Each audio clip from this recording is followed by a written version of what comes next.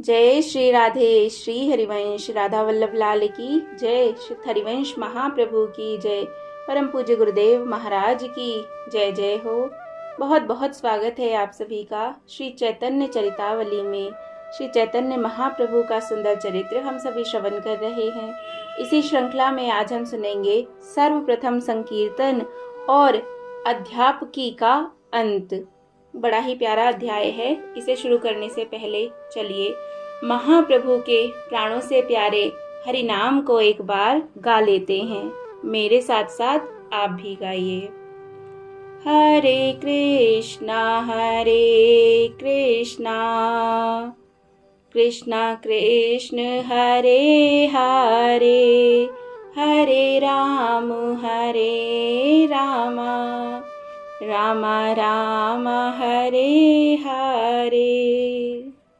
हरे कृष्णा। जय श्री राधे। सर्वप्रथम संकीर्तन और अध्यापकी का अंत। तत्कर्म हरितोषम यत्स्या विद्या तन्म तिर्याया, त्वर्णम तत्कुलम श्रेष्ठम तदाश्रम शुभम भवेत। अर्थात जिस कर्म के द्वारा हरि भगवान संतुष्ट हो सके, वास्तव में तो वही कर्म कहा जा सकता है, और जिससे मुकुंद चरणों में प्रीति उत्पन्न हो सके वही सच्ची विद्या है। जिस वर्ण, जिस कुल में और जिस आश्रम में रहकर श्री कृष्ण कीर्तन करने का सुंदर सुयोग प्राप्त हो सके, वही वर्ण, कुल तथा आश्रम शुभ और परम श्रेष्ठ गिना जा सकता है। जय हो। जिन नैनों में प्रियतम की छवि समा गई, जिस हृदय मंदिर में श्री कृष्ण की परमोज्वल परम प्रकाश युक्त मूर्ति स्थापित हो गई, फिर भला उसमें दूसरे के लिए स्थान कहाँ। जिनका मन मधुप श्री कृष्ण कथा रूपी मकरंद का पान कर चुका है, जिनके चित्त को चित्त चोर ने अपनी चंचल चितवन से अपनी ओर आकर्षित कर लिया है, वे फिर अन्य वस्तु की ओर आंख उठाकर भी नहीं देख सकते। जिनकी जिह्वा सदा नारायणाख्या पीयूष का ही निरंतर पान करती रहेगी, उसके द्वारा संसारी बातें कही ही नहीं जा सकेंगी। उन्हीं कर्मों को वह कर्म समझेगा जिनके द्वारा श्री कृष्ण के कमनीय कीर्तन में प्रगाढ़ रति की प्राप्ति हो सके। उसकी विद्या, बुद्धि, वैभव और संपदा तथा मेधा सभी एकमात्र श्री कृष्ण कथा ही है। जय हो। महाप्रभु का चित्त अब इस लोक में नहीं रहा, वह तो कृष्णमय हो चुका।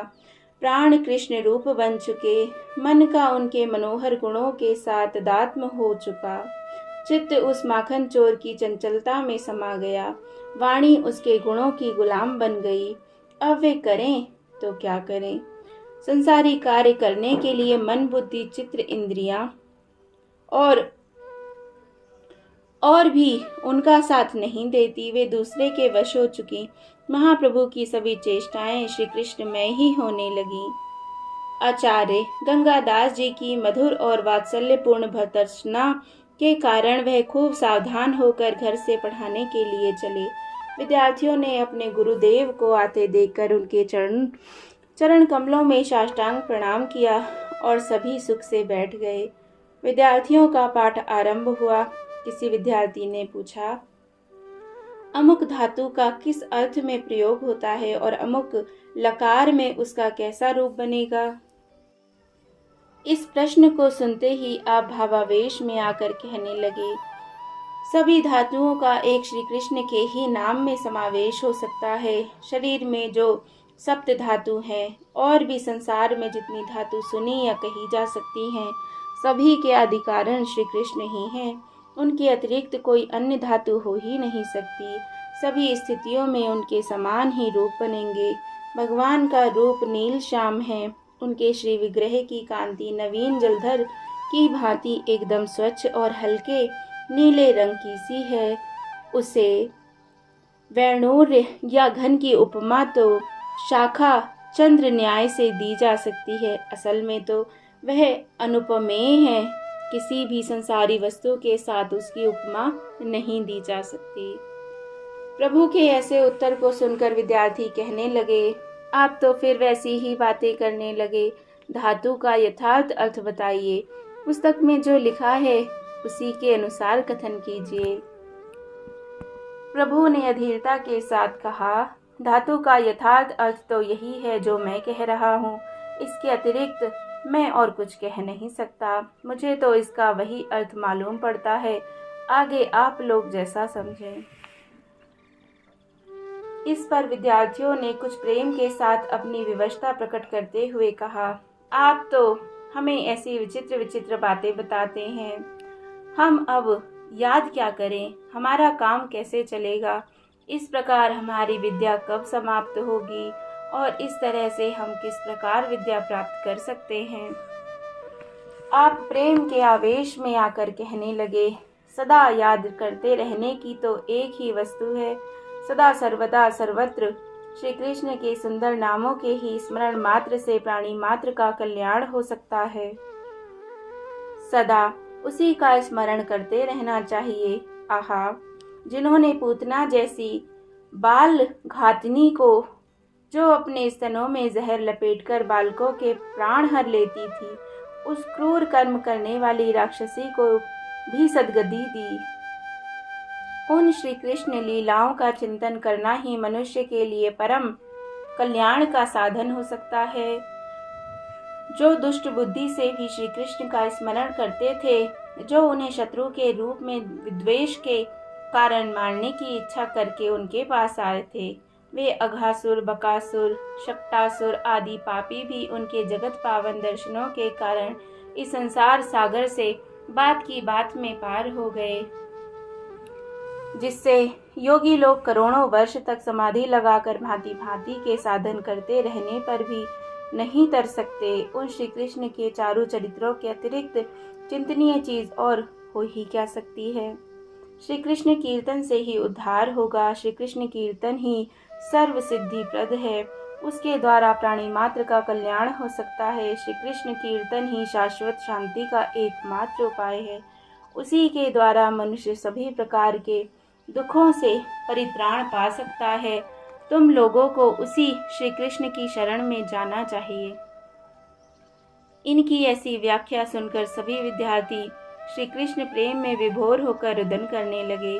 वे सभी प्रकार के संसारी विषयों को भूल गए और श्री कृष्ण को ही अपना आश्रय स्थान समझकर उन्हीं की स्मृति में अश्रु विमोचन करने लगे। उनमें से कुछ उतावले और पुस्तक की विद्या को ही परम साध्य समझने वाले छात्र कहने लगे, हमें तो पुस्तक के अनुसार उसकी व्याख्या बताइए, उसे ही पढ़ने के लिए हम यहाँ आए हैं। प्रभु अब कुछ कुछ अस्वस्थ हुए थे।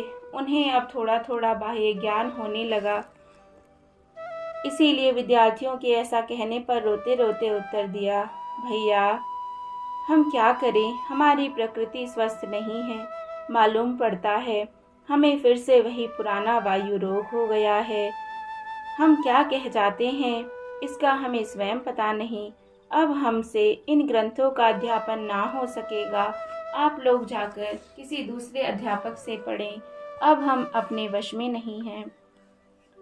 प्रभु के ऐसा कहने पर सभी विद्यार्थी फूट फूट कर रोने लगे और विलाप करते हुए करुण कंठ से प्रार्थना करने लगे, गुरुदेव अब हम कहाँ जाएं? हम निराश्रयों के आप ही एकमात्र आश्रय हैं। हमें आपके समान वात्सल्य प्रेम दूसरे किस अध्यापक से मिल सकेगा? इतने प्रेम के साथ हमें अन्य अध्यापक पढ़ा ही नहीं सकते।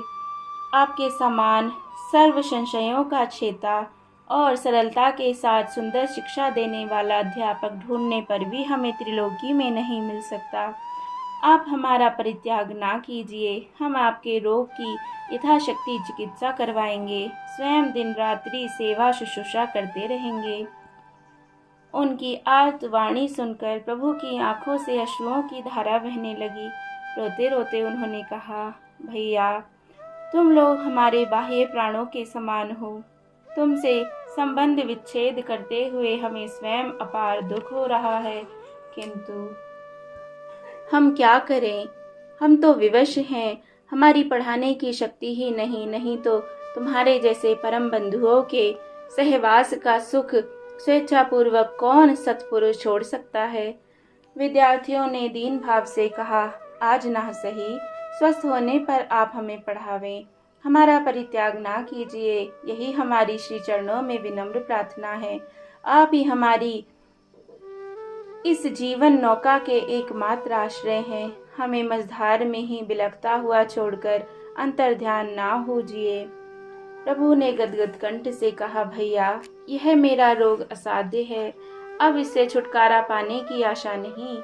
किसी दूसरे के समान तो बताने की बात ही नहीं, किंतु हम तो अपनी आत्मा ही हो। माफ करना। प्रभु कहते हैं, तुम तो अपनी आत्मा ही हो। तुमसे छिपाने योग्य तो कोई बात हो ही नहीं सकती। असल बात यह है कि अब हम पढ़ाने का या किसी अन्य काम के करने का यत्न करते हैं तो एक श्याम वर्ण का सुंदर शिशु हमारी आंखों के सामने आकर बड़े ही सुंदर स्वर में मुरली बजाने लगता है।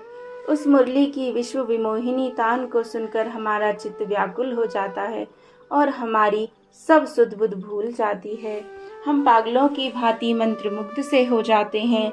फिर हम कोई दूसरा काम कर ही नहीं सकते। इतना कहकर प्रभु जोरों के साथ फूट फूट कर रोने लगे। उनके रुदन के साथ ही सैकड़ों विद्यार्थियों की आंखों से अश्रुओं की धारा बहने लगी। सभी ठांड बांधकर उच्च स्वर से रुदन करने लगे। संजय महाशय का चंडी मंडल विद्यार्थियों के रुदन के कारण गूंजने लगा। इस करुणापूर्ण क्रंदन ध्वनि को सुनकर सहस्त्रों नर नारी दूर दूर से वहां आकर एकत्रित हो गए। प्रभु अब कुछ कुछ प्रकृतिस्थ हुए। अश्रु विमोचन करते हुए उन्होंने कहा, मेरे प्राणों से भी प्यारे छात्रों, अपनी अपनी पुस्तकों को बांध लो। आज से अब हम तुम्हारे अध्यापक नहीं रहे और ना तुम अब हमारे छात्र ही हो। अब तो तुम श्री कृष्ण के सखा हो। अब सभी मिलकर हमें ऐसा आशीर्वाद दो जिससे हमें श्री कृष्ण प्रेम प्राप्त हो सके।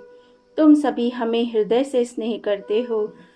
तुमसे हम यही दीनता के साथ भीख मांगते हैं। तुम सदा हमारे कल्याण के कामों में तत्पर रहे हो। प्रभु के मुख से ऐसे दीनतापूर्ण शब्द सुनकर सभी विद्यार्थी बेहोश से हो गए। कोई तो पछाड़ खाकर पृथ्वी पर गिरने लगे और कोई अपने सिर को पृथ्वी पर रगड़ने लगे। प्रभु ने फिर कहा, मैं अंतिम बार फिर तुम लोगों से कहता हूँ, तुम लोग पढ़ना ना छोड़ना, कहीं जाकर अपने पाठ को जारी रखना। रोते हुए विद्यार्थियों ने कहा, अब हमें ना तो कहीं आप जैसा अध्यापक मिलेगा और ना कहीं अन्यत्र पढ़ने ही जाएंगे।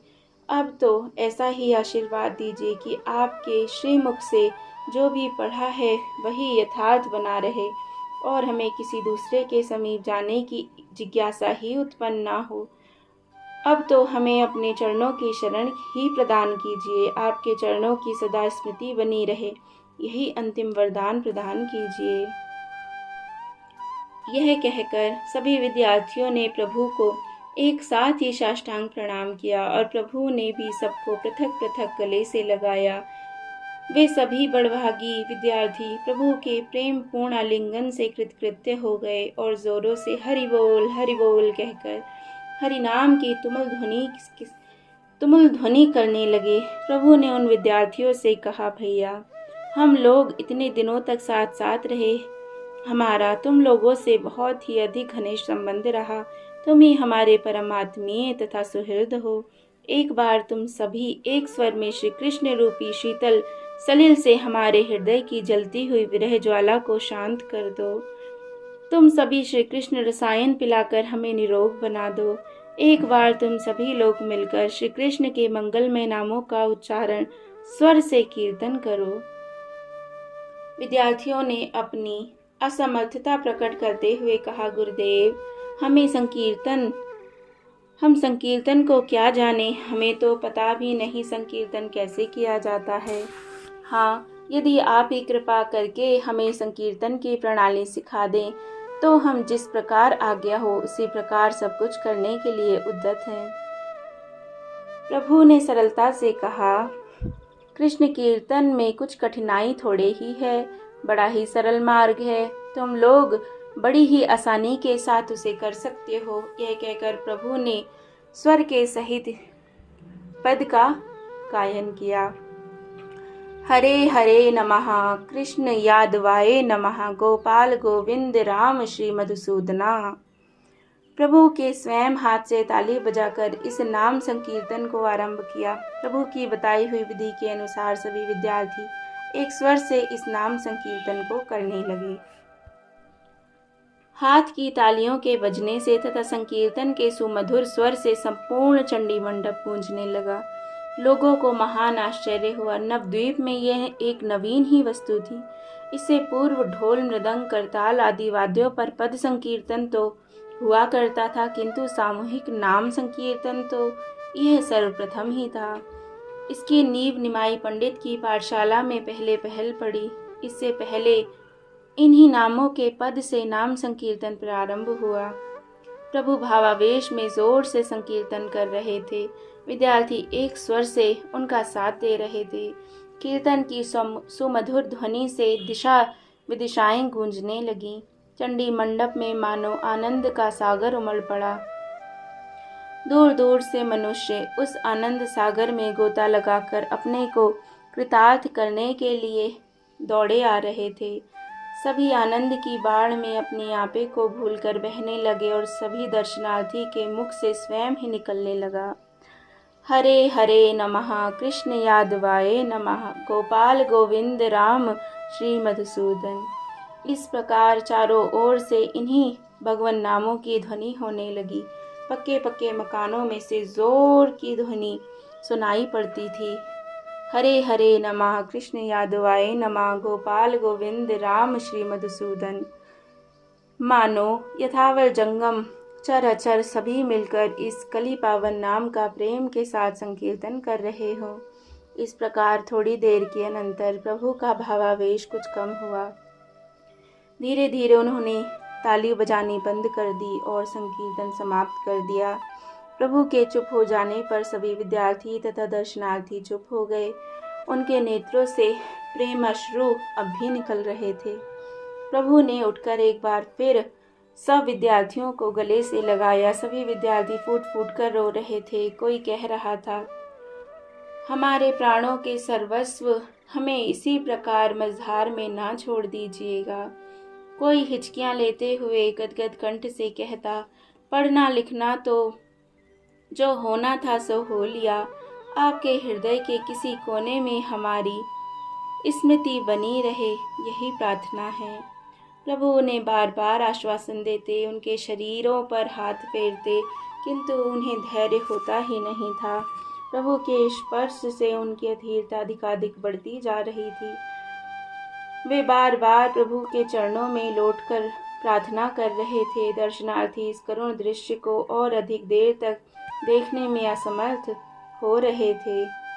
वे कपड़ों से अपने अपने मुख को ढककर फूट फूट कर रोने लगे। प्रभु भी इस करुणा की उमड़ती हुई तरंगों में बहुत प्रयत्न करने पर भी अपने को संभाल ना सके। वे भी रोते रोते वहां से गंगा जी की ओर चले गए। विद्यार्थी उनके पीछे पीछे जा रहे थे। प्रभु ने सभी को समझा बुझाकर विदा किया। प्रभु के बहुत समझाने पर विद्यार्थी दुखित भाव से अपने अपने स्थानों को चले गए और प्रभु गंगा जी से निवृत्त होकर अपने घर को चले गए। जय जय श्री राधे, जय जय श्री राधे। इस प्रकार यह अध्याय यहाँ पर विराम लेता है। कितने मार्मिक अध्याय हैं ना, और आगे तो ओहो क्या कहा जाए, बहुत बहुत आनंद आएगा। अगर आपने चैनल को सब्सक्राइब ना किया हो तो अवश्य करें और ये ग्रंथ पूरा सुने। आनंद का सागर है ये। जय जय श्री राधे। श्री हरिवंश चैतन्य महाप्रभु की सदा जय हो। जय श्री राधे, जय श्री राधे।